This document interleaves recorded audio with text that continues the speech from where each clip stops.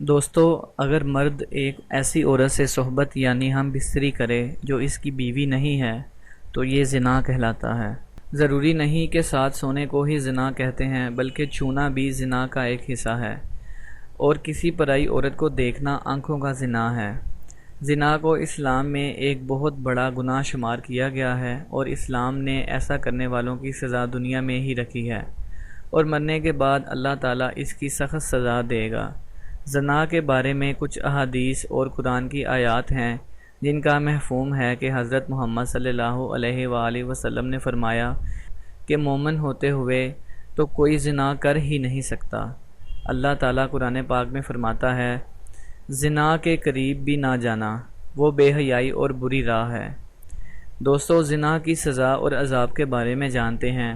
اگر زنا کرنے والے شادی شدہ ہوں تو کھلے میدان میں پتھر مار ڈالا جائے، اور اگر کنوارے ہوں تو 100 کوڑے مارے جائیں۔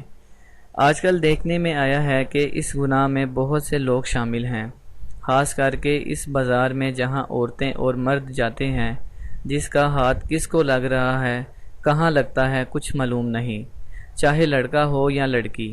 پھر اس گناہ کو کرنے کے بعد اپنے دوستوں کو بڑی شان سے سناتے ہیں، بلکہ ان کو بھی ایسا کرنے کی رائے دیتے ہیں۔ اگر کوئی اکیلا لڑکا یا لڑکی کوئی غلط کام کرتا ہے تو اس کا گناہ اس کے ماں باپ کو بھی ملتا ہے، کیونکہ انہوں نے ان کی جلدی شادی نہیں کی، جس کی وجہ سے وہ غلط کام کرنے لگے، اور شادی کی عمر ہونے کے بعد بھی ماں باپ ان کی شادی نہ کریں تو اللہ تعالیٰ سخت ناراض ہوتا ہے، ان کے گھر کی برکت ختم ہو جاتی ہے، اور اللہ ان ماں باپ سے قیامت کے دن حساب مانگے گا۔ ایک جگہ اللہ تعالیٰ نے قرآن پاک میں فرمایا کہ پاک دامن لڑکیاں پاک دامن لڑکوں کے لیے ہیں۔ اس کا مطلب یہ ہے کہ اگر آپ اچھے ہیں تو اللہ آپ کو بھی اچھی بیوی یا دلہا دے گا، اور اگر خراب ہیں تو دوستو خود ہی سمجھ لیجئے کہ اس کا انجام کیا ہے۔